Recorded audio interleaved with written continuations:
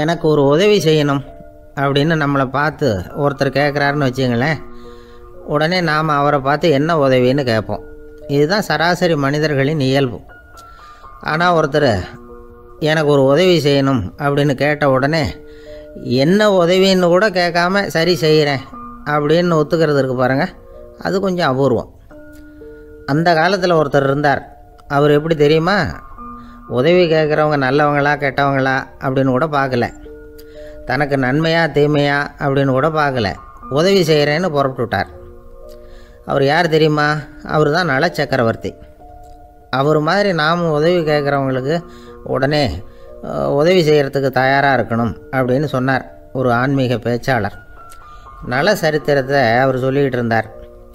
இந்திரன், அக்னி, வருணன், யமன் இவங்க 4 பேரும் நலனை பார்த்து எங்களுக்கு நீ உதவி செய்யணும், எங்களுக்காக நீ தூது போகணும் அப்படின்னு கேட்குறாங்க. யாருக்கிட்ட தூது போகணும், என்ன காரியத்துக்காக போகணும் அப்படின்னு கேட்கணும்ல. நலன் அப்படி கேட்கவே இல்லை, உடனே சரின்னு ஒத்துக்கிறான். அதுக்கப்புறம் அவங்க விவரம் சொல்கிறாங்க, என்ன உதவி, யாருக்கிட்ட தூது போகணும் அப்படிங்கிற விவரத்தை சொல்கிறாங்க. நலனுக்கும் அப்புறம்தான் புரியுது, எந்த தமயந்தியை இவன் காதலிச்சானோ, எந்த தமயந்தின் சுயம்பரத்துக்காக இவன் போய்கிட்டு இருக்கிறானோ அந்த தமயந்தியை பார்த்து தங்களுக்காக அவகிட்ட வாதாடணும், பேசணும், தங்களில் ஒருத்தரை கல்யாணம் பண்ணிக்கும்படியாக கேட்கணும் அப்படின்னு அவங்க 4 பேரும் நலன்கிட்ட கேட்குறாங்க. இதை கேட்டதும் நலன் கொஞ்சம் கூட முகம் சுளிக்கலை, பதட்டப்படலை. நேராக தமயந்திக்கிட்ட போகிறான். இந்திரன், அக்னி, வருணன், யமன் இவங்களோட சிறப்புகளை எடுத்து சொல்கிறான். இவங்களில் ஒருத்தரை கல்யாணம் பண்ணிக்கலாம் அப்படின்னு சொல்லி கேட்டுக்கிறான். ஆனால் இதுக்கு தமயந்தி சம்மதிக்கலை. சுயம்பரம் நடக்குது, அவள் நலனை தேர்ந்தெடுக்கிறாள். அந்த 4 பேரும் நலனுக்கு நிறைய வரங்கள்லாம் கொடுக்குறாங்க. அதுக்கப்புறம் இப்படி போகுது கதை. இதில் நாம் கவனிக்க வேண்டியது என்னென்னா, உதவின்னு கேட்ட உடனே என்ன உதவின்னு கேட்காம சரி செய்கிறேன்னு சொன்னான் பாருங்கள், அதை கொஞ்சம் சிந்திக்கணும். செய்கிறேன்னு ஒத்துக்கிட்டதுக்கு அப்புறம் அது என்ன உதவின்னு தெரிஞ்சும் முகம் சுளிக்காமல் அதை செஞ்சான் பாருங்கள், அதையும் கொஞ்சம் சிந்திக்கணும். நம்மளும் ஒருத்தன் ஒரு நண்பனை தேடி போனால் எனக்கு ஒரு உதவின்னா சரி சொல்லுன்னா, இப்போ உங்ககிட்ட 2 கார் இருந்தால் என்ன பண்ணுவேன்னா உடனே அதில் ஒன்று உங்ககிட்ட கொடுத்துருவேன்னா, அவன் உங்ககிட்ட 2 பங்களா இருந்தால் என்ன பண்ணுவேன்னா அதில் ஒன்று உங்ககிட்ட கொடுத்துருவேன்னா, உங்ககிட்ட 2 பேனா இருந்தால் என்ன பண்ணுவேன்னா அதில் ஒரு பேனாவை உங்ககிட்ட கொடுக்க மாட்டேன்னா, அவன் ஏன்டா அப்படி சொல்கிறேன்னா, ஏன்னா இப்போ நிஜமாகவே என்கிட்ட 2 பேனா இருக்குது, அதனால் அப்படி சொல்கிறேன் அப்படின்னு நானான் அவன்.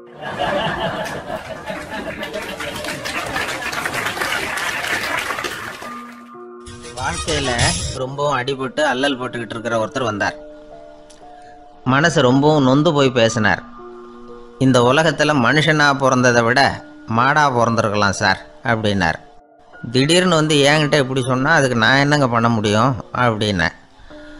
உங்ககிட்ட வரணும்னு தோணுச்சு, அதனால் வந்தேன் அப்படின்னார்.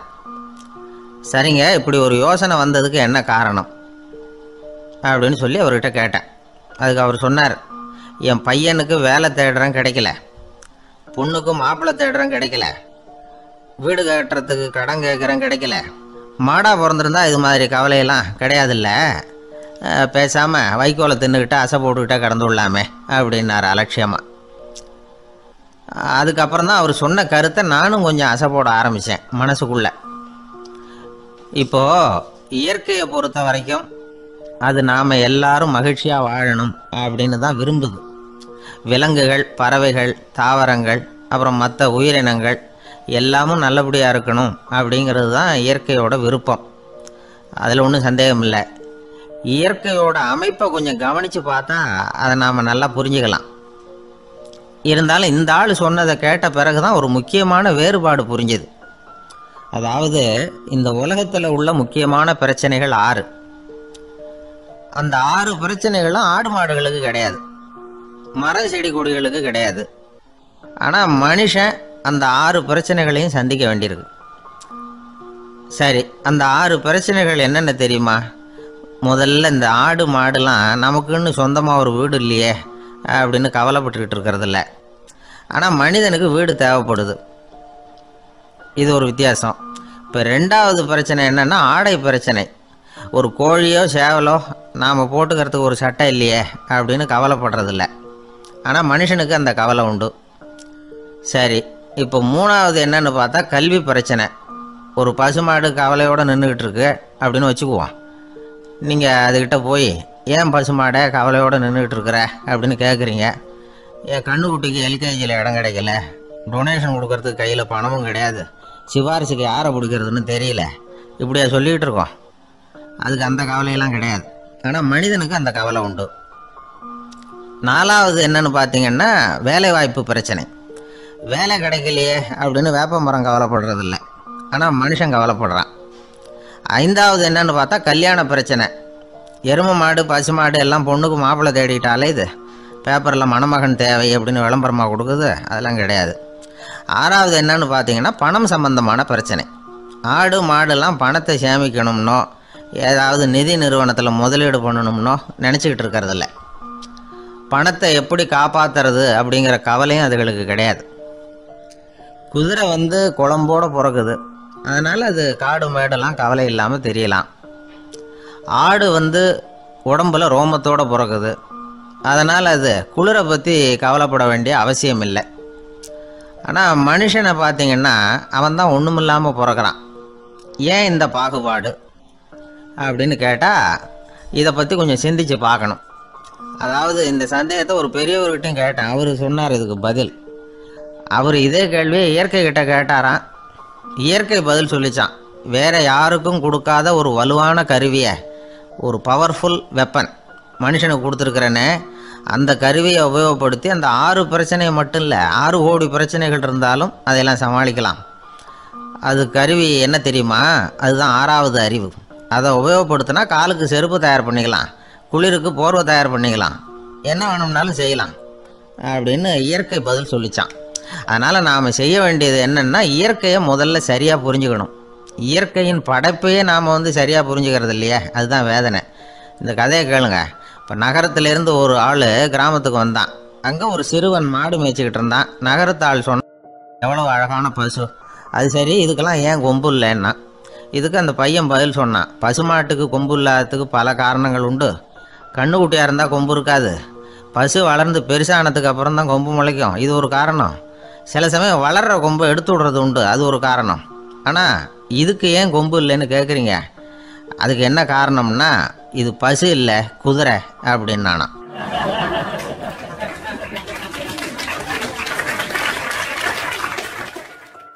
அங்கே ஒரு புதர் தெரியுது இல்லையா, இந்த புதருக்குள்ளே ஒரு சிங்கம் இருக்குது. அந்த பக்கமாக நான் போகிறப்போ வர்றப்போலாம் அது என்கிட்ட வம்பு வளர்க்குது, தகராறு செய்யுது, என் மேலே பாயுது, என்னை தாக்குது, ஏன்னு தெரியல அப்படின்னுது. இதை கேட்டதும் அந்த குரங்கு சொல்லிச்சு, இனிமேல் கவலைப்படாத, இந்த தடவை நான் உன்னை காப்பாற்றுறேன்னுது. அதுக்கப்புறம் ஒரு நாள் அந்த குரங்கும் கழுதியும் அந்த புதர் பக்கமாக போய்கிட்டு இருந்தாங்க. எதிர்பார்த்தது மாதிரியே நடந்தது. இந்த சிங்கம் எதிரில் வந்தது, கழுதியை பார்த்தது, உடனே அது மேலே பாய ஆரம்பிச்சுட்டுது. அவ்வளவுதான். உடனே இந்த குரங்கு என்ன பண்ணிச்சு தெரியுமா, கிடுகிடுன்னு ஒரு மரத்து மேலே ஏறி உட்காந்துக்கிட்டது. அங்கே உட்காந்துக்கிட்டு கீழே அந்த கழுதியும் சிங்கமும் போடுற சண்டையை வேடிக்கை பார்க்க ஆரம்பிச்சுட்டுது. கொஞ்ச நேரம் கழித்து அடிபட்ட காயத்தோடு அந்த கழுதை மெதுவாக நடந்து வந்தது. குரங்கு மெல்ல மரத்தை விட்டு கீழே இறங்கிச்சு. இப்போ கழுதை கேட்டது, என்னை காப்பாற்றுறேன்னு சொல்லிவிட்டு காலை வாரி விட்டுட்டியே, நீ பாட்டுக்கு மரத்து மேலே ஏறி உட்காந்துக்கிட்டே, அது நியாயமானது. குரங்கு பரிதாபமாக அதை பார்த்தது. நான் மரத்து மேலே இருந்து நீங்கள் 2 பேரும் சண்டை போட்டதை பார்த்துக்கிட்டு தான் இருந்தேன், உன்னோட சத்தம் தான் அதிகமாக இருந்தது, அது நீ சிரிக்கிற மாதிரி எனக்கு கேட்டுது, அதனால் நீ தான் ஜெயிச்சுக்கிட்டு இருக்க போல இருக்கு அப்படின்னு நினச்சிவிட்டேன்னு. இன்றைக்கி பல பேர் இப்படி தான் இருக்கிறாங்களாம். யார் ஜெயிக்கிறாங்க யார் தோக்குறாங்கங்கிறத முகத்தை பார்த்து கூட கண்டுபிடிக்க முடியறதில்ல, பேசுகிற பேச்சை வச்சு கூட கண்டுபிடிக்க முடியறதில்ல. தோற்கிறவங்க கூட சிரிக்கிற மாதிரி முகத்தை வச்சுக்கிறான். இன்றைய மனிதர்கள்கிட்ட ஏகப்பட்ட முரண்பாடுகள். பொய் முகங்களோட உலவுகிறவர்கள் தான் அதிகம். உண்மை முகம் எங்கே இருக்குது அப்படிங்கிறத புரிஞ்சுக்கிட்டு நண்பர்களை தேர்ந்தெடுக்கணும் அப்படிங்கிறது ஒரு முக்கியமான கருத்து. கடவுள் இந்த உலகத்தை படைச்சுவிட்டு அதுக்கப்புறமும் கொஞ்ச நாள் இங்கேயே தங்கியிருந்தாராம். அப்போ தான் அவருக்கு ஒரு உண்மை புரிஞ்சுதான், இந்த உலகத்தில் தங்கி இருக்கிறது எவ்வளவு இடைஞ்சல்னு. தினமும் மனிதர்கள் தேடி ஏதாவது புகார் சொல்லிகிட்டே இருந்தாங்களாம், எனக்கு அது வேணும் இது வேணும்னு கேட்டுக்கிட்டே இருந்தாங்களாம். சில பேர் வந்தாங்க, நாங்கள் விவசாயம் பண்ணுறோம், தண்ணி இல்லாமல் பயிர் காயுது, எங்களுக்கு மழை வேணும் அப்படின்னாங்க. அவங்க போனதும் அதுக்கப்புறம் சில பேர் வந்தாங்க, நாங்கள் மண்பானை செய்கிறவங்க நிறைய பானை செஞ்சு வச்சுருக்குறோம், மழை பெஞ்சால் எல்லாம் கரைஞ்சி வீணாக போயிடும், அதனால் இன்றைக்கி மழை பெய்யக்கூடாதுன்னாங்க. கடவுள் பார்த்தார், அவருக்கு என்ன பண்ணுறதுன்னே தெரியல, ஏகப்பட்ட குழப்பம், தலையை பிச்சுக்கலாம் போல் இருந்தது, கிட்டத்தட்ட பைத்தியம் பிடிக்கிற அளவுக்கு ஆகிட்டுது. எல்லாருடைய ஆசைகளையும் அவரால் நிறைவேற்ற முடியல. ஏன்னா ஒன்றுக்கு ஒன்று முரண்பாடாக இருந்தது. ஒரு நாள் தன்னுடைய அமைச்சரவையை கூட்டி ஆலோசனை கேட்டார். என்ன செய்யலான்னு சொல்லுங்கன்னார். இது என்ன பிரமாதம், பேசாமல் இமயமலை அடிவாரத்தில் போய் உட்காந்துங்க, யாரும் தொந்தரவு பண்ண மாட்டாங்கன்னாங்க. அங்கேயும் மனிதர்கள் வர ஆரம்பிச்சுருவாங்களேன்னார் கடவுள். சரி அப்படின்னா சந்திரனில் போயிருந்துக்கலாமேன்னாங்க. அங்கேயும் மனுஷன் குடி வர போகிறான் அப்படின்னார் கடவுள். வெகு தூரத்துக்கு அப்பால் உள்ள நட்சத்திர மண்டலத்துக்கு போயிடலான்னாங்க. இதெல்லாம் நிரந்தர தீர்வாகாது. நிரந்தரமாக இந்த மனிதனுடைய தொல்லையிலேருந்து நான் விடுபடணும், அதுக்கு ஏதாவது வழி சொல்லுங்கன்னார் கடவுள். ஒரு வயசான ஆள் வந்தார். கடவுளுக்கு காதோட காதாக ஒரு வழியை சொன்னார். கடவுளுக்கு முகம் மலர்ந்தது. அதுதான் சரி, அப்படியே செஞ்சுடலான்னார். அந்த ஆள் சொன்ன ரகசியம் என்ன தெரியுமா? மனிதனால் அடைய முடியாத ஒரு இடம் இருக்குது, அது வேறு எங்கேயும் இல்லை, அவனுக்கு உள்ளே இருக்குது. அங்கே போய் மறைஞ்சிங்க, அதுக்கப்புறம் மனிதர்களால் உங்களுக்கு தொந்தரவு இருக்காதுன்னார். மனிதன் நினைக்காத இடம் அதுதான். அதாவது உள்ளுக்குள்ளே இருக்கிற உண்மையை புரிஞ்சுக்காம வெளியில் எங்கேயோ அது இருக்கிறதாக நினச்சி வரட்டிக்கிட்டு அலையிறான் மனுஷன். உள்ளே இருக்கிற உண்மை புரிஞ்சால் நாம் தன்னம்பிக்கையோடு தலை நிமிர்ந்து வாழலாம். வேடிக்கையாக ஒரு கதை சொல்லுவாங்க. இதை பாருங்கள், நம்ம பையன் எங்கே பணம் வச்சாலும் எடுத்து விட்றான், என்ன பண்ணுறதுன்னாங்க அம்மா. அப்பா கொஞ்சம் நேரம் யோசனை பண்ணார். அதுக்கப்புறம் சொன்னார், அவன் கண்ணில் படாத இடமா நம்ம வீட்டில் இருக்கிறது ஒரே இடம்தான், அங்கே பணத்தை வை திருட்டு போகாதுன்னார். அது எந்த இடம்னு கேட்டாங்க. அதுதான் அவன் பாட புஸ்தகம், அதில் வச்சிரு, அவன் தொடவே மாட்டான். பாட புத்தகத்தை தொடாமல் பரீட்சையில் வெற்றி பெற முடியாது அப்படிங்கிறத புரிஞ்சுக்கணும். உள்ளே இருக்கிற உண்மையை தொடாமல் வாழ்க்கையில் வெற்றி பெற முடியாது. அதனால் உண்மையை புரிஞ்சுக்கிட்டா வாழ்க்கையில் வெற்றி நிச்சயம். உங்கள் பையன் எப்படி சார் இருக்கான் அப்படின்னு விசாரித்தார் ஒருத்தர். அவன் என்ன சார், எதோ சொன்னாலும் காதில் வாங்க மாட்டேங்கிறான், அவன் பாட்டுக்கு போகிறான் வர்றான் அப்படின்னு சொல்லி அழுத்துக்கிட்டார் அப்பா. பெரியவங்க சொல்கிறத சின்ன பிள்ளைங்க கேட்கறது இல்லைங்கிறது ஒரு குறை. பெரியவங்க சொல்கிறது சின்ன பிள்ளைங்க காதிலேயே விழறது இல்லைங்கிறது ஒரு குறை. இது கொஞ்சம் சீரியஸான விஷயம், கவனித்து பார்க்கணும். ஒரு குழந்தைக்கு காது சரியாக கேட்குதா இல்லையா அப்படிங்கிறத நாம் தான் கவனித்து பார்த்து கண்டுபிடிக்கணும். அதுவாக நம்மக்கிட்ட தவழ்ந்து வந்து, அப்பா எனக்கு காது கேட்கல, அழைச்சிட்டு போங்க டாக்டர்கிட்ட அப்படின்னுலாம் சொல்லிக்கிட்டு இருக்காது. அது சரி, ஒரு குழந்தைக்கு காது சரிவர கேட்குதா இல்லையா அப்படிங்கிறத முன்கூட்டியே நாம் தெரிஞ்சுக்கிறது எப்படி? அதுக்கு சில வழி இருக்குது. உங்கள் குழந்தைய கொஞ்சம் அப்படி கவனித்து பாருங்கள். அடிக்கடி ஜலதோஷம், காதில் அரிப்பு ஏற்படுதா, மூக்கு விரிவாகவும், அப்புறம் டான்சில், அடினாய்டு, சத அழற்சி, இது மாதிரி ஏதாவது இருக்கா, வாயிலிருந்து எச்சில் ஒழுகுதா, குழந்தை வாயினால் சுவாசிக்குதா, பற்கள் முன்னாடி தள்ளி வளருதா, இதெல்லாம் அதுக்கு அறிகுறி. அப்புறம் இந்த VBDF TH இப்படி இந்த ஒலிகள் சேர்ந்த வார்த்தைகளை குழந்தை சரியாக புரிஞ்சுக்காது. இப்போ உதாரணத்துக்கு பட்டுன்னு சொல்லு குழந்தை அப்படின்னீங்கன்னா அது கட்டுன்னு சொல்லும். அதாவது பட்டு சவுண்டை அதால் புரிஞ்சுக்க முடியல. அப்புறம் உங்கள் குழந்தை உங்களை உறக்க பேச சொல்கிறானா, அடிக்கடி கேள்வி கேட்குறானா, சாப்பிட்றப்போ கவனம் இல்லாமல் இருக்கானா, படிப்பில் போதுமான முன்னேற்றம் இல்லையா, வகுப்பில் சரியாக கவனிக்கிறது இல்லையா, இப்படியெல்லாம் இருந்தால் ஆரம்பத்திலேயே டாக்டர்கிட்ட அழைச்சிட்டு போய் சிகிச்சையை ஆரம்பிச்சுடலாம், குணப்படுத்திவிடலாம். குழந்தைக்கு காது சரியாக கேட்கலன்னா நீங்கள் செய்ய வேண்டியது என்ன தெரியுமா? அவனுக்கு காது கேட்கலேங்கிறதுக்காக அவன் முன்னாடி சத்தம் போட்டு பேசக்கூடாது. மெதுவாக சீராக பேசணும், அவனை பார்த்து பேசணும். உங்கள் உதட்டு அசைவுகள் அவனுக்கு உதவும், அதை பார்த்தே புரிஞ்சுக்குவான். நீங்கள் வாயில் வெத்தலை பாக்கு போட்டுக்கிட்டோ புகை பிடிச்சிக்கிட்டோ பேசக்கூடாது. அப்படி பேசினா அவனால் அந்த உச்சரிப்பை சரியாக புரிஞ்சிக்க முடியாது. ஒரு வார்த்தையை சொல்கிறீங்க, அவனுக்கு புரியல அப்படின்னா அதே வார்த்தையை மறுபடியும் சொல்லணும். அவனுக்கு நீங்கள் முதல்ல சொன்ன வார்த்தை புரியலேன்னு நினச்சிக்கிட்டு மறுபடியும் திருப்பி சொல்கிறப்போ அதே அர்த்தம் வரக்கூடிய வேறு வார்த்தையை சொல்லக்கூடாது. இப்படிலாம் நடந்துக்கிட்டால் அவனுக்கு மன திடத்தை ஏற்படுத்த முடியும். இல்லைன்னா அவனுக்கு தாழ்வு மனப்பான்மை வந்துடும். குழந்தைக்கு காது கோளாறுன்னா ஆரம்பத்திலேயே டாக்டர்கிட்ட அழைச்சிட்டு போனால் போதும், குணப்படுத்திவிடலாம். அப்புறம் பார்த்துக்கலாமே அப்படின்னு அலட்சியமாக இருந்துட்டாதான் கஷ்டம். சில பேர் கோபத்தில் சின்ன பிள்ளைங்க காதை பிடிச்சி திருகிறது உண்டு. இது ரொம்ப தப்பு. காது கையோடு வந்துட்டா என்ன பண்ணுறது? ஒரு வேடிக்கை கதை, அது கதை தான், நிஜமாக நடந்ததில்லை, அது மாதிரி நடக்காது. ஒரு வேடிக்கைக்காக சொல்லப்படுற கதை. அதாவது ஒரு வீட்டில் அப்பா வந்து அம்மாவை பார்த்து சொல்லிகிட்டு இருக்கார், இதை பாரு, நாளைக்கு காலையில் என்னை சீக்கிரம் எழுப்பி விட்ரு, நான் செங்கல்பட்டு வரைக்கும் போயிட்டு வர வேண்டியிருக்கு அப்படின்னாராம். இதை அவங்க பையன் காதில் வாங்கிட்டு இருக்கான். அப்பாவுக்கு சிரமம் வேண்டாமே அப்படின்னு நினச்சி அவனே காலையில் யாருக்கும் தெரியாமல் எழுந்திரிச்சு புறப்பட்டு செங்கல்பட்டு போட்டான். சாயந்தரமாக திரும்பி வந்தான். அப்பா பையனை காணாமல் அலமோதிக்கிட்டு இருக்கிறார். சாயந்தரமாக பையனை பார்த்ததும் எங்கடா போயிட்டு வந்தேன்னு கேட்டார் கோவமா. செங்கல்பட்டுக்கு போயிட்டு வந்தேப்பா, நீ வீணா அலைய வேண்டாமேன்னு அப்படின்னா. எதுக்கடா போனேன்னு அதட்டினார். அதான்ப்பா, நீ நேற்று வந்து அம்மா கிட்ட சொல்லிக்கிட்டு இருந்தேன், அதை காதில் வாங்கினேன், உனக்காக நான் போயிட்டு வந்தேன் அப்படின்னா. உடனே எந்த காதில் வாங்கினேன் அப்படின்னு சொல்லி காதை பிடிச்சி திருகினார். அந்த காது கையோடு வந்துட்டுது. இது நடந்து கொஞ்ச நாள் கழித்து அந்த அப்பாவும் பையனும் கடத்தெருவில் போயிட்டு இருக்கிறாங்க. எதிரில் ஒரு நாய் ஓடி வந்தது. அதுக்கு 2 காதும் இல்லை. என்ன இது, இந்த நாய்க்குட்டிக்கு 2 காதும் இல்லை அப்படின்னார் அப்பா. அதுக்கு பையன் சொல்கிறான், அப்பா அது 2 தடவை செங்கல்பட்டுக்கு போயிட்டு வந்துருவோம் அப்படின்னானா.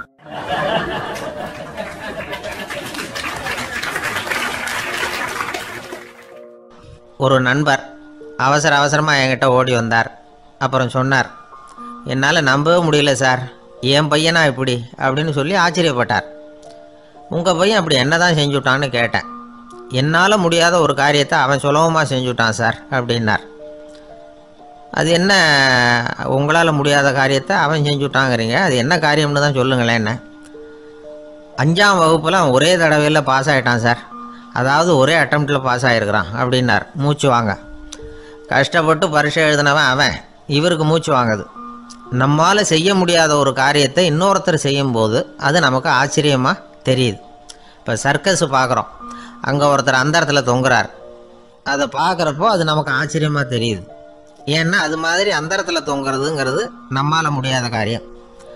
நம்மால் முடியாத ஒன்றை அடுத்த ஒருத்தர் ரொம்ப சுலபமாக செய்கிறப்போ நாம் வந்து மருள்வது இயற்கை. இதைத்தான் தொல்காப்பியம் மருட்கை அப்படின்னு சொல்லுது. இந்த வியப்பு இருக்குதே, இது 4 வகையில் ஏற்படுதான். அதையும் தொல்காப்பியம் தான் சொல்லுது. அது என்ன 4 வகை அப்படின்னா, முதல் வகை எப்படின்னா புதுமையான அரிய செயல்களை செய்வது. 2வது வகை என்னென்னா பெரிய செயல்களை செய்கிறது. 3வது வகை எப்படின்னா மிக நுட்பமான செயல்களை செய்கிறது. 4வது வகை வந்து ஆக்கம் தரும் செயல்களை செய்கிறது. புதுமை, பெருமை, சிறுமை, ஆக்கமோடு மதினம் சாலா மருட்கை 4 அப்படிங்கிறது தொல்காப்பியம். இன்றைக்கி விஞ்ஞானம் புதுசாக எதையோ கண்டுபிடிச்சிக்கிட்டு இருக்குது. அந்த கண்டுபிடிப்புகளை எல்லாம் பார்க்குறப்போ ஆரம்பத்தில் ஆச்சரியமாக இருக்குது, அதுக்கப்புறம் நமக்கு பழகி போடுது. இப்போ வானொலி பெட்டி புதுசாக வந்தப்போ அதை சுற்றி எவ்வளவு கும்பல், ஒரு பெட்டி பேசுது அப்படிங்கிறது எவ்வளவு வியப்புக்குரிய விஷயம். இப்போ யாரும் வானொலி பெட்டியை ரொம்ப ஆச்சரியத்தோடு பார்க்குறதில்ல. வச்சுருந்தா தான் ஆச்சரியமாக பார்ப்பாங்க சில பேர், இந்த காலத்தில் எப்படி வச்சுருக்கிறாரேன்னு சொல்லி. மாறா அதை அலட்சியமாகவும் பார்க்க ஆரம்பிச்சிட்டாங்க. மதினம் சாலா மருட்கை அப்படின்னு ஒரு சொற்றொடர் வருது பாருங்கள், அதில் கருத்தாழம் உண்டு. எதை பற்றியும் போதுமான அளவு புரிஞ்சிக்காதப்போ ஒருத்தர் ஆச்சரியப்படுறார். புரிஞ்சுக்கிட்டதுக்கு அப்புறம் ஆச்சரியம் மறைஞ்சு போடுது. மிக நுட்பமான செயல்களும் நம்மளை வந்து ஆச்சரியப்பட வைக்குது. ஒரு அரிசியில் ஒரு திருக்குறள் எழுதி காட்டுறாங்க, ஒரு முட்டை ஓட்டுக்குள்ளே ஓவியம் தீட்டி காட்டுறாங்க. கருங்கல் சிற்பங்களில் எவ்வளவு நுட்பமான வேலைப்பாடுகள், அதையெல்லாம் பார்த்து ஆச்சரியப்படுறோம். இது மாதிரியே ஆக்கப்பூர்வமான செயல்களும் நம்மளை வந்து வியப்பில் ஆழ்த்தும். குப்பை கூலங்களை கூட வாழ்க்கைக்கு பயன்படுகிற பொருளாக மாற்றுகிறவர்கள் இருக்கிறாங்க. அவங்களுடைய செயல் நமக்கு ஆச்சரியத்தை தருது. இடைக்காட்டு சித்தர்னு ஒருத்தர் இருந்தார். அவர் பாடிய 30 நூலில் ஒரு பாட்டு வருது. ஆற்றல் பிறர் அறிதலின் ஆகம் கிளர்வு உறுதலின் கற்று அறிபாணர் கெழுமிய கோடலின் தோற்றம் உருகவே போற்றல் சால் வியப்பே. ஒருத்தருடைய ஆற்றல் தெரியாமல் இருந்தது, அவருடைய அரிய செயல்களை பார்க்கும் பொழுது வியப்பாக இருந்தது, மனசுக்குள்ள கிளர்ச்சி. பாவலர்கள் இவர்கள் வந்து புகழ பாடி மற்றவர்களும் தெரிந்து கொள்ளுமாறு செய்கிறார்கள். ஆக எல்லா வகையிலையுமே மக்கள் வந்து தங்களுடைய வாழ்க்கையில் முன்னேறுவதற்கு வழிகாட்டுகிற ஒரு மெய்ப்பாடு தான் வியப்புங்கிறது. இன்றைக்கி இளைஞர்கள் இதை நல்லா புரிஞ்சுக்கணும். ஆச்சரியப்படுங்கள், ஆச்சரியப்பட வைப்பீர்கள்.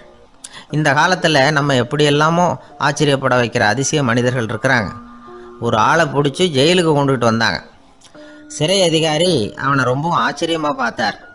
இவன் கேட்டான், ஏன் சார் அப்படி பார்க்குறீங்க, நான் இப்போ இங்கே வந்தது உங்களுக்கு ஆச்சரியமாக இருக்கா அப்படின்னு கேட்டான். இதுக்கு சிறை அதிகாரி சொன்னார், நீ இப்போ இங்கே வந்ததில் எனக்கு ஒன்றும் ஆச்சரியம் இல்லைப்பா, ஏற்கனவே நீ இங்கேருந்து விடுதலை ஆகி போய் 6 மாதம் ஆச்சு, இவ்வளவு லேட்டாக திரும்பி வர்றியா, அதுதான் எனக்கு ஆச்சரியம் அப்படின்னாராம். இது ஒரு வகையான ஆச்சரியம். ஆனால் வாழ்க்கையில் வியப்புங்கிறது ஒரு தேவைப்படுகிற மெய்ப்பாடு. ஆச்சரியப்படுவோம், ஆச்சரியப்பட வைப்போம். அப்படி இந்த உண்மையை புரிந்து கொண்டோம்னா நம்ம வாழ்க்கையில் வெற்றி நிச்சயம்.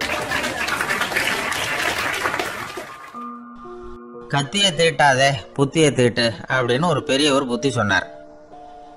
அதை கேட்ட ஒரு இளைஞன், அது எப்படி பெரியவரை புத்தியை தீட்டுறது, கத்தியை தீட்டுன்னு சொன்னால் ஒரு கருங்கல்லில் கத்தியை தேய்க்கலாம், புத்தியை தீட்டுன்னு சொன்னால் எப்படி தலையை கொண்டுட்டு போய் தரையில் தேய்ச்சிக்கிட்டு இருக்க முடியுமா அப்படின்னா. அந்த பெரியவர் உடனே புரிஞ்சுக்கிட்டார், இந்த இளைஞனுக்கு புத்தி கூர்மை கம்மி அப்படிங்கிறத புரிஞ்சுக்கிட்டார். அது சரி, அறிவுக்கும் புத்திசாலித்தனத்துக்கும் என்ன வித்தியாசம்? இது ஒரு முக்கியமான கேள்வி. அறிவுன்னா என்ன, புத்திசாலித்தனம்னா என்ன? இதே கேள்வியை சாக்ரட்டிஸ் கிட்ட அவருடைய சீடன் ஒருத்தன் கேட்டானா. ஐயா, அறிவுக்கும் புத்திசாலித்தனத்துக்கும் என்னங்க வித்தியாசம் அப்படின்னு கேட்டிருக்கான்.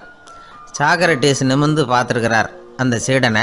அதுக்கப்புறம் சொன்னாராம், நான் சொல்கிறேன் உன்னுடைய கேள்விக்கு பதில், ஆனால் அதுக்கு முன்னாடி நீ ஒரு காரியம் பண்ணணும்னாரான்.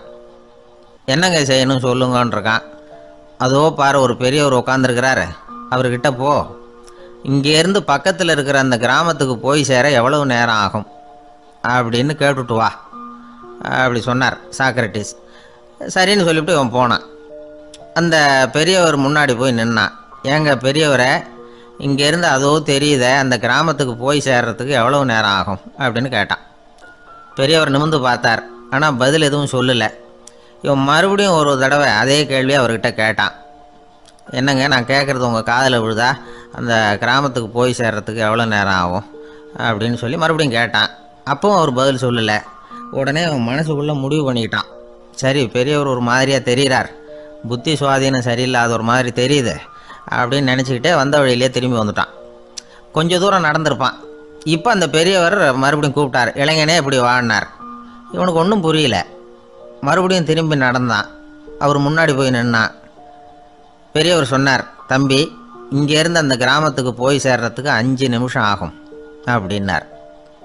இப்போ அந்த இளைஞன் அந்த முதியவரை ஒரு மாதிரியாக பார்க்க ஆரம்பித்தான். அதுக்கப்புறம் கொஞ்சம் யோசித்தான். பிறகு அவர்கிட்டே கேட்டுட்டான், ஏங்க பெரியவரை, இதே பதிலை அப்போவே என்கிட்ட சொல்லியிருக்கலாமே, என்னை திரும்பி போன்னு சொல்லிவிட்டு பாதி தூரம் போனதுக்கப்புறம் மறுபடியும் கூப்பிட்டு அதுக்கப்புறம் இப்படி சொல்கிறீங்களே, இது நியாயமா அப்படின்னா. பெரியவர் சிரித்தார். அதுக்கப்புறம் சொன்னார், ஏன்பா, நீ எவ்வளவு வேகமாக நடக்கிறேங்கிறத பார்க்காம நீ கிராமத்துக்கு போய் சேர வேண்டிய நேரத்தை எப்படி என்னால் சொல்ல முடியும்? அதனால தான் உன்னை கொஞ்சம் தூரம் நடக்க விட்டு உன்னுடைய நடையின் வேகம், அந்த கிராமம் இருக்கிற தூரம் ரெண்டையும் கணக்கு போட்டு அதுக்கப்புறம் நேரத்தை சொன்னேன்னார். சீடன் வந்து தலை குனிந்தான். அப்படியே திரும்பி வந்து சாக்ரட்டிஸ் முன்னாடி நின்னான். சாக்ரட்டிஸ் இப்போ சொல்கிறார், தம்பி, அதுக்கு பேர் தான் புத்திசாலித்தனம். இந்த அறிவு கூர்மை வந்து எல்லா இளைஞர்களுக்கும் வரணும் அப்படிங்கிறதுக்காகத்தான் கத்தியை தீட்டாதே புத்தியை தீட்டு அப்படின்னு பெரியவங்கள்லாம் சொல்லிகிட்டு இருக்கிறாங்க. புத்தியை தீட்டுறவங்கெல்லாம் வாழ்க்கையில் அறிவாளியாகிறாங்க, தீட்டாதவங்க கோமாளியாகிறாங்க. இதுதான் இன்றைக்கி நடக்கிறது. அதனால் அறிவு கூர்மைங்கிறது வேற. இந்த காலத்து ஆசாமி ஒருத்தர் இன்னொருத்தரை பார்த்து கேட்டார், ஏங்க, ஒரு விமானம் இங்கேருந்து புறப்பட்டு 2 மணி நேரத்தில் மதுரைக்கு போய் சேருது. நல்லா கவனிங்க, ஒரு விமானம் இங்கேருந்து புறப்பட்டு 2 மணி நேரத்தில் மதுரைக்கு போய் சேருது அப்படின்னா என்னோடய வயசு என்னன்னு கேட்டார். இவர் கேட்குறதுல ஏதாவது அர்த்தம் இருக்கா? அதாவது இங்கேருந்து புறப்பட்டு 2 மணி நேரம் ஆகுது மதுரைக்கு போகிறதுக்கு, அப்படின்னா என் வயசு என்னன்னு கேட்குறாரே. இதை கேட்ட உடனே அவர் பதில் சொன்னார், அப்படின்னா உங்களோட வயசு 20 அப்படின்னார். எப்படிங்க அவ்வளவு கரெக்டாக சொன்னீங்க அப்படின்னு கேட்டார். வேறு ஒன்றும் இல்லை, எங்கள் பக்கத்து வீட்டில் ஒரு முழு பைத்தியம் இருக்குது, அதோட வயசு 40, அப்படின்னா உன் வயசு 20 தான் இருக்கணும் அப்படின்னார். அரை பைத்தியம்னு முடிவு பண்ணிக்கிட்டார். அதனால் வாழ்க்கையில் அறிவு கூர்மைங்கிறது ரொம்ப அவசியம். அந்த புத்திசாலித்தனம் இருக்கிறவங்க வாழ்க்கையில் வெற்றி பெறுவது நிச்சயம். சாலை ஓரமாக அழுதுகிட்டு உட்காந்துருந்தான். பிச்சை எடுத்து சாப்பிட்ற ஒருத்தன் அந்த பக்கமாக வந்தான். இவனை பார்த்தான். ஏன் அழுதுகிட்டு உட்காந்துருக்கிற, என்னாச்சு உனக்கு அப்படின்னு கேட்டான். அதுக்கு இவன் சொன்னான், என்கிட்ட ஒன்றுமே இல்லை, நான் இந்த உலகத்தில் இருந்து என்ன பிரயோஜனம், அதனால தான் அழுதுகிட்டு இருக்கிறேன் அப்படின்னா. உன்கிட்ட மறைஞ்சிருக்கிற புதையல் என் கண்ணுக்கு நல்லா தெரியுது, அது உனக்கு புரியல, அதனால தான் அழுதுகிட்டு இருக்கிற அப்படின்னா. என்னது புதையல் இருக்குதா, உன் கண்ணுக்கு தெரியுதா அப்படின்னு கேட்டான். ஆமாம் எனக்கு தெரியுது, அந்த புதையலை நீ விற்கிறதுக்கு தயாராக இருக்கிறியா அப்படின்னு கேட்டான் இவன். இதை கேட்டதும் அந்த இளைஞனுக்கு ரொம்ப ஆச்சரியமாக போச்சு. என்னது இப்படி கேட்குறானே அப்படின்னு. என்கிட்ட ஒரு காசு கூட இல்லையே, அப்படி இருக்கிறப்போ புதையல் எங்கேருந்து வந்தது அப்படின்னா. இந்த நேரத்தில் அந்த பிச்சைக்காரன் சிரித்தான்.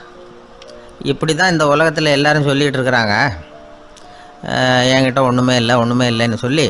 ஆனால் அவங்கக்கிட்ட தான் புதையல் இருக்குது, நீ வேணும்னா என் கூட வா, நம்ம நாட்டு அரசர்கிட்ட போவோம், உங்ககிட்ட இருக்கிற புதையலை அவர் நல்ல விலைக்கு எடுத்துக்குவார் அப்படின்னா. அது எப்படி உனக்கு தெரியும்னா, இதுக்கு முன்னாடியும் இது மாதிரி பல பேரை நான் ராஜா கிட்ட அழைச்சிட்டு போயிருக்கிறேன், அதனால தான் உன்னை பார்த்தேன், உன்னையும் கூப்பிட்றேன், நீ சரின்னு சொன்னால் உன்னை அழைச்சிட்டு போகிறேன், உங்ககிட்ட இருக்கிற புதையலை அவர் நல்ல விலை கொடுத்து எடுத்துக்குவார் அப்படின்னு சொன்னான். இவன் இப்படி சொல்கிறதும் அந்த இளைஞனுக்கு ஒன்றுமே புரியல.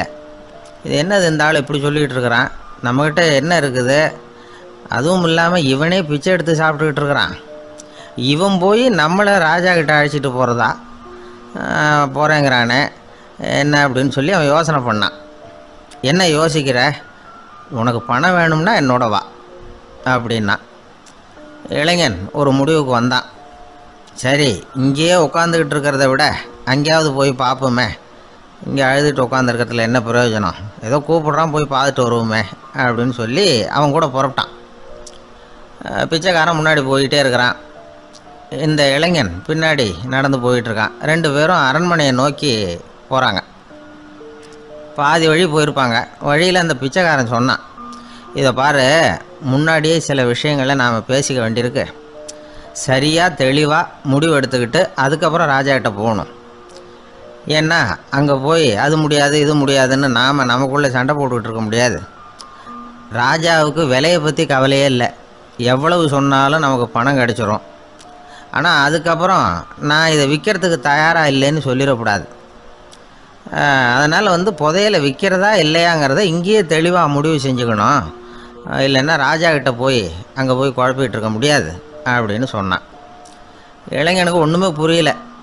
என்ன சொல்கிற நீ, என்கிட்டயா புதையலா, எங்கே இருக்குது அப்படின்னு சொல்லி குழம்பி போனான். இப்போ அந்த பிச்சைக்காரன் சொன்னான், இதை பாரு, இப்போ உதாரணத்துக்கு உன்னுடைய கண்களை எடுத்துக்கோ, அதுக்கு நீ என்ன விலை கேட்டுற போகிற, நான் அதுக்கு ராஜா கிட்டே இருந்து ஒரு 50,000 ரூபா வாங்கி தர முடியும். உன்னுடைய இருதயத்தை கொடுக்குறியா, 20 லட்சம் ரூபா வாங்கி தரேன். மூளையை கொடுக்குறியா, 30 லட்சம் வாங்கி தரேன். என்ன சொல்கிற அப்படின்னு சொல்லி இந்த பிச்சைக்காரன் பேசிக்கிட்டே போகிறான். இளைஞனுக்கு கோபம் வந்துட்டுது. என்ன உளர்ற, உனக்கு என்ன பைத்தியமா, கண்ணையும் மூளையையும் இருதயத்தையுமா விற்பாங்க, என்ன விலை கொடுத்தாலும் அதையெல்லாம் நான் விற்கிறதுக்கு தயாராக இல்லை, நான் விற்க மாட்டேன், அதை கொடுத்துட்டு நான் என்ன பண்ணுறது, இப்படி நான் மட்டும் இல்லை யாருமே இதை விற்கிறதுக்கு தயாராக இருக்க மாட்டாங்க அப்படின்னு சொன்னான் அந்த இளைஞன். இவன் இப்படி சொன்னதும் அந்த பிச்சைக்காரன் வாய் விட்டு சிரிக்க ஆரம்பிச்சுட்டான். இப்போ பைத்தியமானது நானா நீயா, லட்சக்கணக்கான கோடிக்கணக்கான ரூபாய் பொறுமானம் உள்ள பொருள்களை உங்ககிட்டயே வச்சுக்கிட்டு விற்க முடியாதுன்னு சொல்கிற நீ தான் ஏழை, என்கிட்ட ஒன்றுமே இல்லைன்னு மரத்தடியில் உட்காந்து அழுதுகிட்டு இருக்கிறியே அப்படின்னு சொன்னான்.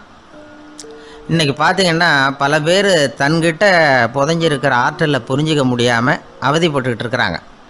நம்மக்கிட்ட என்ன இருக்குங்கிறது அவங்களுக்கு தெரியறதில்ல, அதனால தான் என்கிட்ட ஒன்றுமே இல்லைன்னு சொல்லி அழுதுகிட்டு இருக்கிறாங்க. இதை விளங்க வைக்கிறதுக்கு பெரியவங்க சொல்கிற கதை இது. நம்மக்கிட்ட இருக்கிற புதையலை நாம் தான் தோண்டி எடுக்கணும். உண்மையான புதையலுங்கிறது உள்ளே இருக்குது, ஆனால் அதை வெளியில் தேடுற ஆசாமிகள் தான் அதிகம். சராசரி மனித இயல்பு அப்படி. நம்மக்கிட்ட விலை மதிக்க முடியாத பகுத்தறிவு இருக்குது. அதை வச்சுக்கிட்டு வாழ்க்கையில் முன்னேறதுக்கு முயற்சி பண்ணணும். என்கிட்ட ஒன்றுமே இல்லைன்னு நினச்சி ஓரமாக உட்காந்துடக்கூடாது. முயற்சி செஞ்சால் முடியாத காரியம் எதுவுமே இல்லை. ஒரு ரயில்வே ஸ்டேஷன் பக்கம் வெளியில் ஒரு டாக்ஸி நின்றுக்கிட்டு இருந்தது. அந்த பக்கமாக வந்த ஒருத்தர் டாக்ஸி டிரைவரை பார்த்து சொன்னார், ஐயா, உங்கள் வண்டியில் பின் சீட்டில் ஒரு மணி பர்ஸு கிடக்கு, யாரோ மறந்து விட்டுட்டு போயிருக்கிறாங்க அப்படின்னார். இல்லை அது காலி பர்ஸு தான், நான் தான் அதை அங்கே போட்டு வச்சுருக்கிறேன்னார் டிரைவர். ஏன்னு கேட்டார் அவர். இதுக்கு டிரைவர் சொன்னார், அதை பார்க்குற யாராவது அதை எடுத்துக்கலாம்ங்கிற ஆசையிலையாவது சவாரிக்கு வருவாங்க, அதுக்காக தான் போட்டு வச்சுருக்கிறேன் அப்படின்னார்.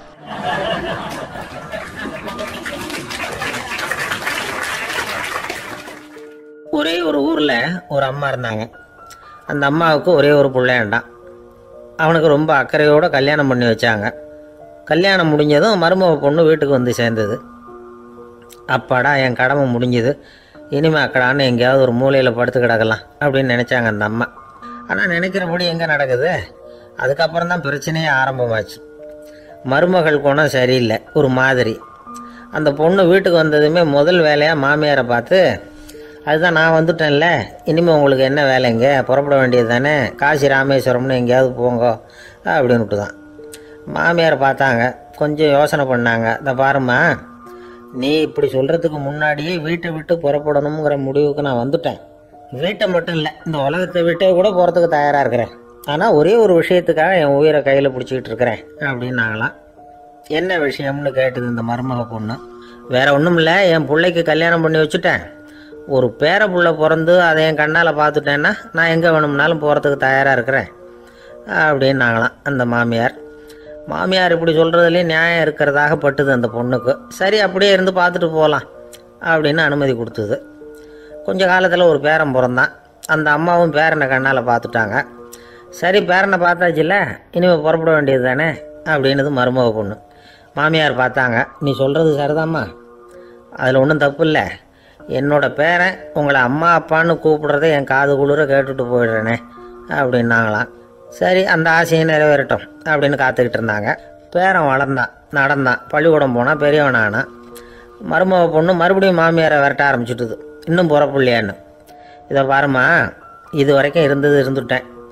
பேரனோட கல்யாணத்தையும் கண்ணால் பார்த்தா தான் இந்த கட்டை வேகம் போல் இருக்குது அப்படின்னு சொல்லி ஒரு மாதிரியாக பேச ஆரம்பித்தாங்க.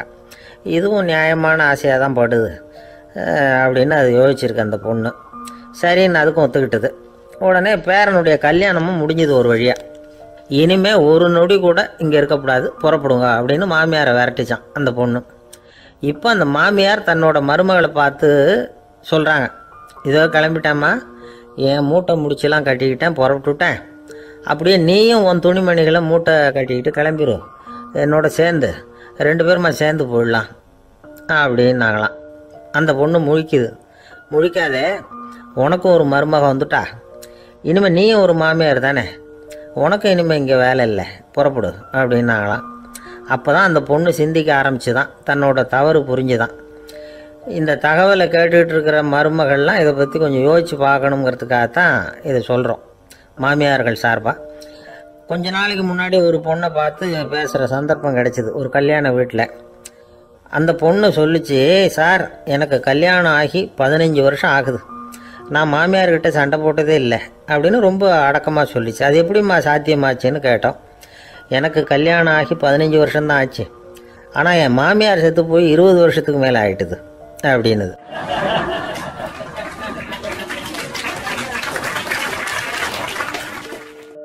ஒரு ஊரில் ஒருத்தர் இருந்தான். ஏதோ ஒரு சின்ன அலுவலகத்தில் வேலை பார்த்துக்கிட்டு இருந்தான். ரொம்ப ஏழை. வர்ற கொஞ்சம் வருமானத்தை வச்சு வாழ்க்கையை ஓட்டிக்கிட்டு இருந்தான். ஒரு நாள் தெரு வழியாக அவன் நடந்து வந்துக்கிட்டு இருக்கிறான். தெருவில் ஒரு காசு கிடந்தது. அதை பார்த்துட்டான். அது குனிஞ்சு எடுத்தான். அது ஒரு பழங்கால காசு. அந்த காசு நடுவில் ஒரு துளை இருந்தது. அதாவது துளையிட்ட நாணயம். பழங்காலத்தில் புழக்கத்தில் இருந்த ஒரு நாணயம் அது. துளையிட்ட நாணயம் கிடைச்சதுன்னா ரொம்ப நல்லது, அது அதிர்ஷ்டம் அப்படின்னு ஒரு நம்பிக்கை உண்டு. இவன் கையில் அது கிடைச்சதும் ரொம்ப சந்தோஷப்பட்டான். இனிமேல் என்னுடைய கஷ்டம்லாம் தீரப்போகுது, அதிர்ஷ்டம் என்னை தேடி வரும், நான் பணக்காரன் ஆகிடுவேன் அப்படின்னு சொல்லிட்டு அந்த காசை தன்னுடைய கோட்டு பையில் பத்திரமா போட்டு வச்சுக்கிட்டான். அடிக்கடி அதை தொட்டு பார்த்துக்கிறது உண்டு, வெளியில் எடுக்க மாட்டான். இப்படியே கொஞ்ச காலம் ஆச்சு. அதுக்கப்புறம் என்னாச்சு தெரியுமா? நிஜமாவே அதிர்ஷ்டம் அவனை தேடி வர ஆரம்பிச்சுட்டுது. செல்வம் வந்து குவிஞ்சது. பணம், பதவி, புகழ் எல்லாம் வந்து சேர்ந்தது. சமூகத்தில் அவன் ஒரு பெரிய மனுஷன் ஆயிட்டான். எல்லாரும் அவனை பாராட்டினாங்க. அவன் எதை தொட்டாலும் வெற்றி, எல்லாம் அந்த காசோட மகிமை அப்படின்னு அவன் மனசுக்குள்ளே நினச்சிக்கிட்டான். தினமும் காலையில் அந்த கோட்டை போட்டுக்கிட்டு தான் வெளியில் கிளம்புவான். புறப்படுறதுக்கு முன்னாடி கோட்டு பாக்கெட்டை தொட்டு பார்த்துக்குவான், உள்ளே காசு இருக்கா அப்படிங்கிறத உறுதிப்படுத்திக்குவான். அதுக்கப்புறம் தான் வெளியில் கிளம்புவான். இப்படியே பல வருஷம் ஓடி போச்சு. ஒரு நாள் அவனுக்கு அந்த ஆசை வந்துட்டுது. அதாவது அந்த துளையிட்ட நாணயத்தை எடுத்து கண்ணால் பார்க்கணும் அப்படின்னு. காலையில் சாப்பிட்டுக்கிட்டு இருந்தான்.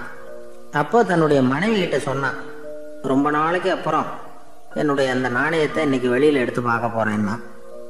என்னத்துக்கு அது, இப்போ அதை பார்க்க வேணாமே அப்படின்னு மெதுவாக இழுத்தாங்க அந்த அம்மா. இல்லை நான் பார்த்தே தீரணும் அப்படின்னு அவன் தன்னுடைய சட்டை பைக்குள்ள கையை விட்டான். உள்ளே இருந்த நாணயத்தை வெளியில் எடுத்தான். பார்த்தா அவனுக்கு ஆச்சரியமாக போச்சு. அந்த நாணயத்தில் தொலையே இல்லை. என்ன ஆச்சு அப்படின்னு சொல்லி அவன் ரொம்ப குழம்பு போயிட்டான். இப்போ அந்த அம்மா சொன்னாங்க, நான் தான் ஒரு நாள் உங்கள் கோட்டு ரொம்பவும் தூசியாக இருக்கேன்னு சொல்லி அதை ஜன்னலுக்கு வெளியில் உதறினேன். உள்ளே இருந்த அந்த காசு அப்போ எனக்கு தெரியாது, ஞாபகத்தில் இல்லை. அது தெருவில் விழுந்துட்டது போல இருக்கு. அதுக்கப்புறம் எவ்வளவோ தேடி பார்த்தேன், கிடைக்கல. அதுக்குள்ளே அதை யாரோ எடுத்துகிட்டு போயிட்டாங்க போல இருக்கு. அது இல்லைங்கிறது உங்களுக்கு தெரிஞ்சால் வருத்தமாக இருக்குமேங்கிறதுக்காக நான் தான் வேற ஒரு நாணயத்தை எடுத்து சட்டை பைக்குள்ளே வச்சுட்டேன் அப்படின்னு விவரத்தை சொன்னாங்க அந்த அம்மா. இது எப்போ நடந்ததுன்னு கேட்டான். உங்களுக்கு அந்த காசு கிடைச்சதே அன்னைக்கு மறுநாளே இது நடந்து போச்சு அப்படின்னாங்களாம். இதை கொஞ்சம் யோசனை பண்ணி பாருங்க.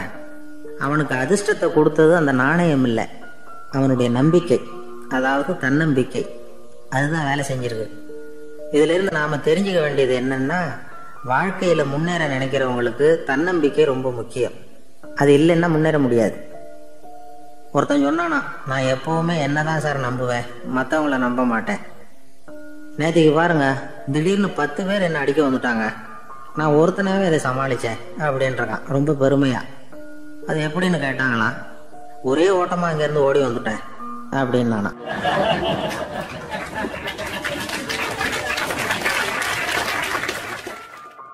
ஒரு ஊரில் ஒரு சித்தர் இருந்தார், சூஃபி சித்தர். அவர் ஞானம் பெற்ற ஒரு சித்தர். ஒரு நாள் அந்த நாட்டு மன்னன் அவரை பார்க்கறதுக்காக வந்தான்.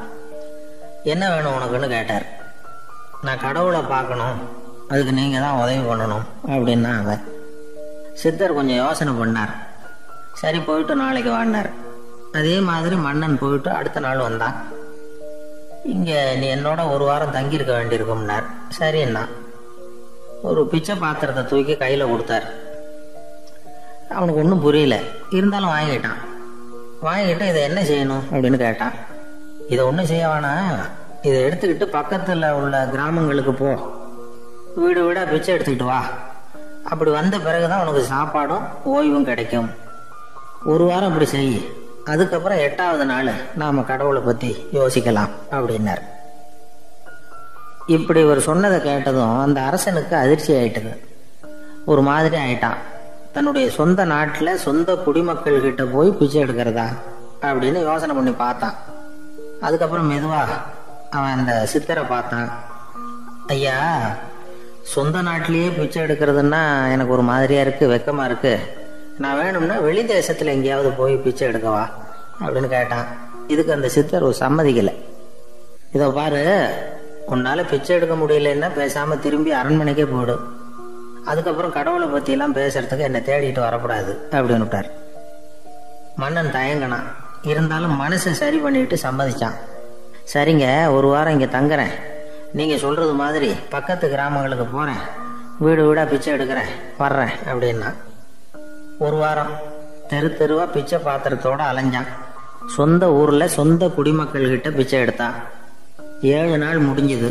8வது நாள் அந்த சித்தர் மன்னனை கூப்பிட்டார். இப்படி வாழ்னார். வந்தான். இனிமே நீ கடவுளை பத்தி என்கிட்ட கேட்கலாம்னார். இனிமே கேட்கறதுக்கு ஒண்ணுமே இல்லை சுவாமின்னா இவன். ஒரு வார காலம் பிச்சை எடுத்த பிறகுதான் கடவுளை காண முடியும் அப்படின்னு நான் கனவு கூட காணவில்லைன்னா. அப்படின்னா நீ பிச்சை எடுத்த காலத்துல அப்படி என்னதான் நடந்தது அப்படின்னு கேட்டார் அவரு. சுவாமி, ஒரு வார காலம் பிச்சை எடுத்ததில் என்னுடைய ஆணவம் அழிஞ்சுட்டுது. அது இப்போ இருக்கிற இடமே தெரியல. இப்போ அதை காணவே காணோம். பிச்சைக்காரனாக இருந்தப்போ பெற்றதை மன்னனாக இருக்கும்போது பெற முடியாதுங்கிறத புரிஞ்சுக்கிட்டேன் அப்படின்னா மன்னன். அடக்கம் பிறந்தவுடன் தெய்வீக கதவுகள் திறந்து கொள்ளுகின்றன அப்படிங்கிறார் ஓஷோ.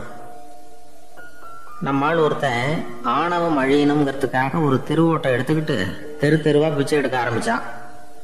என்ன, தெய்வீக கதவுகள் திறந்துதா அப்படின்னு கேட்டார் ஒருத்தர். தெய்வீக கதவு திறக்கிறதுக்கு முன்னாடியே எங்க வீட்டு கதவு சாத்திக்கிட்டுதுன்னா. என்னடா சொல்றேன்னார். இனிமே வீட்டுக்குள்ளேயே வர வேணாம், இதையே தொழிலா வச்சுக்கோ அப்படின்னு எங்க வீட்டுல சொல்லிவிட்டாங்க சார் அப்படின்னா.